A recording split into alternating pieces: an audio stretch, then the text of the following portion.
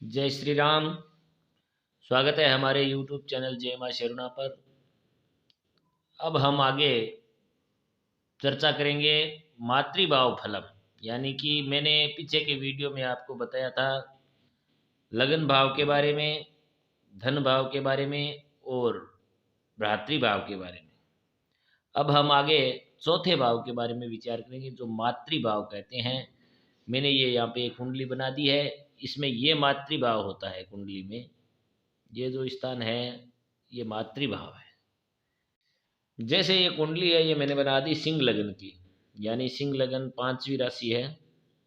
5, 6, 7, 8, 9, 10, 11, 12, 1, 2, 3, 4। अब इसमें मातृभाव का स्वामी हो गया मंगल, क्योंकि यहाँ पे वृश्चिक राशि पड़ रही है, तो वृश्चिक राशि का स्वामी मंगल है। अब इस श्लोक में लिखा है कि शनि भौम कयोर मध्य यदि तिष्ठन्ति चंद्रमा तदा मातृभयं विद्या चतुर्थे दशमे पितु सूर्य से स्यात् सुबेरासो पापखेटे विवर्जितः केन्द्रे चेन्मातृसौख्यम स्यादन्यत्र नाशयेत् तथा।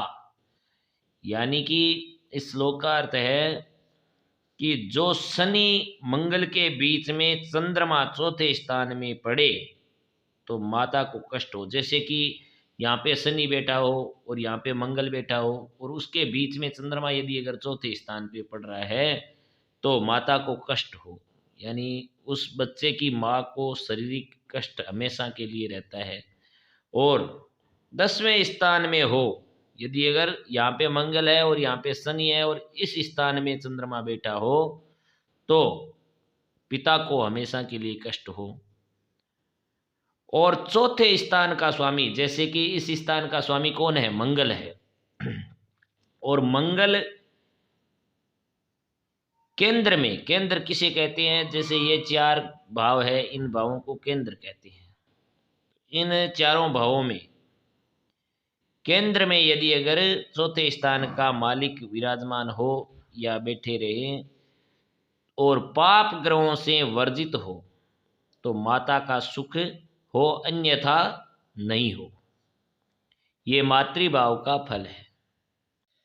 अब हम चर्चा करते हैं पुत्र भाव फलम।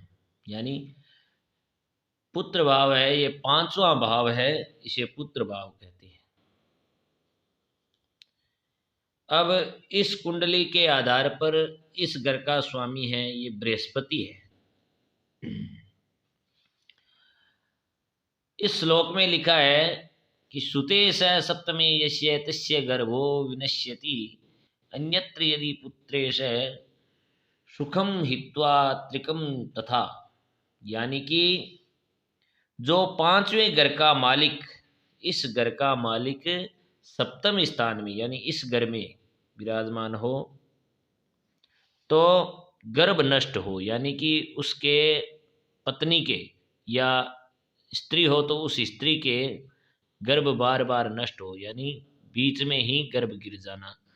और यदि 6, 8 और 12 इन भावों को छोड़कर अन्य स्थानों में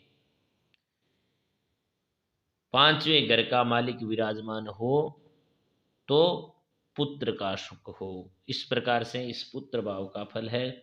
आगे हम चर्चा करेंगे रिपु भाव फलम। यानी कि ये 6ठा भाव है, इसे रिपु भाव यानी शत्रु का भाव कहते हैं। अब इस कुंडली के आधार पर इस ग्रह का स्वामी हो गया, घर का स्वामी हो गया शनि। अब इस श्लोक में लिखा है षष्ठेषु लग्न के स्थो रिपु हंता नरो भवेत केंद्रे चंद्रिपुभि किंचित रिपु गो नहीं। इस श्लोक का अर्थ है कि जो 6ठे स्थान का स्वामी लग्न में हो, यानी इस घर का स्वामी इस घर में विराजमान हो लग्न में, तो वह आदमी दुश्मन का नाश करने वाला हो। और यदि वह ग्रह केंद्र में हो तो दुश्मन का भय अधिक रहे। यानी इस घर का स्वामी यदि अगर इस केंद्र में विराजमान हो इन चार भावों में तो दुश्मन का अधिक भय हो। और यदि 6, 8, 12 इन स्थानों में हो, यानी 6, 8 और 12 इन स्थानों में हो तो दुश्मन को नष्ट करने वाला हो और मामाओं को भी नष्ट करे। इस प्रकार से इस रिपु भाव का फल है। अब हम आगे चर्चा करेंगे स्त्री भाव, यानी ये जो भाव है सप्तम भाव, इसके बारे में हम चर्चा करेंगे।